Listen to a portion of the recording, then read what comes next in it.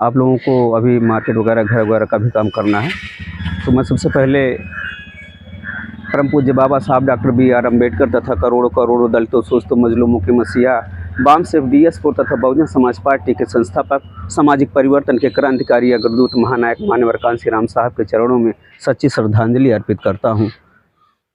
चार बार की उत्तर प्रदेश की मुख्यमंत्री आदरणीय बहन कुमारी मायावती जी को दीर्घायु होने की कामना करता हूँ।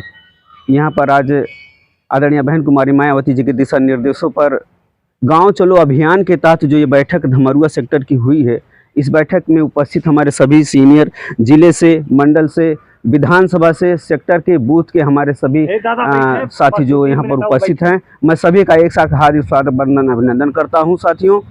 और ये जो मीटिंग चल रही है, बहन जी ने ये गांव की तरफ इसलिए रुख किया है क्योंकि हमारी स्थिति बीच में बहुत खराब हो गई है। जान लीजिए, कोई बात नहीं।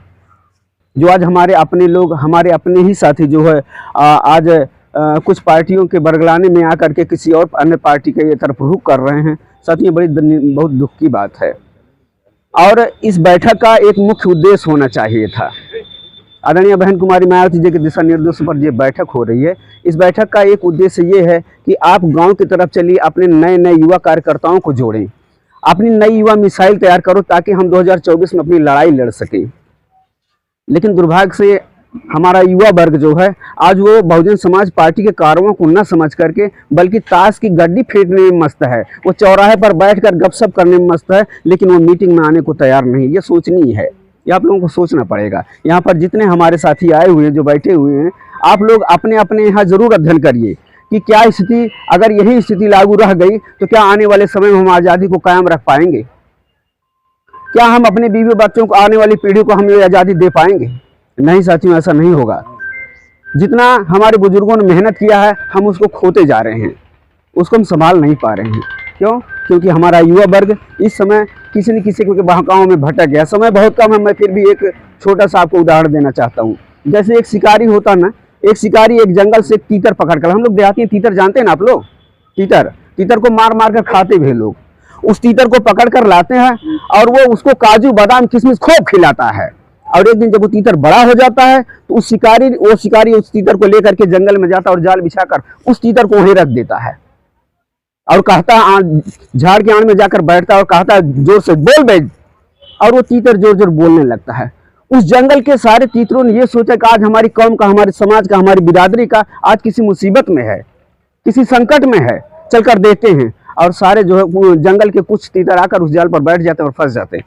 पीछे जो झाड़ी में बैठा हुआ शिकारी, वो तो खुश हो ही जाता है, वो बहुत खुश होता है और ले आकर के बाजार मार्केट में रख करके एक को काटना शुरू करता है। इसी तरीके से वो दर पर दर जो जंगल में जाता और पकड़ कर लाता। तो तीतर सोचता है ये तो हमारी कौम को ही खत्म कर रहा है हमारा मालिक, धीरे धीरे हमारे समाज को खत्म कर रहा है, धीरे धीरे हमारी कौम को ये नष्ट कर देगा।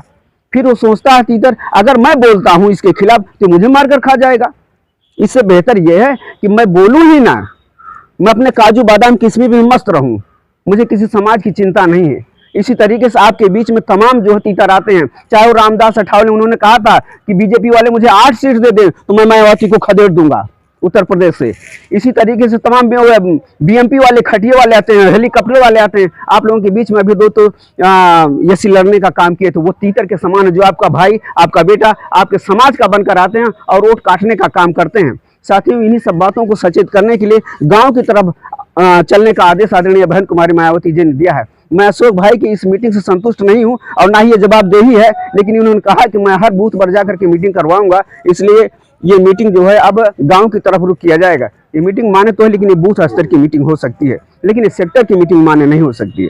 साथियों, आप लोग एक बार मेहनत करिए, आदरणीय बहन कुमारी मायावती जी के परिश्रम को ध्यान दीजिए। हमारी माताएं बहनें यहाँ तो कम संख्या में, अभी हम मीटिंग किए थे वहाँ सेक्टर नेमपुर महेशपुर में, वहाँ तो ज़्यादा ही संख्या था, लेकिन फिलहाल ठीक है। और मैं ज़्यादा लंबी बातें नहीं करूँगा और आदरणीय बहन कुमारी मायावती जी के प्रयासों को आप लोग सफल बनाएं। मैं चंद शब्दों के साथ अपनी बात को विराम देता हूँ। जय भीम, जय भारत, नमो बुद्धाय।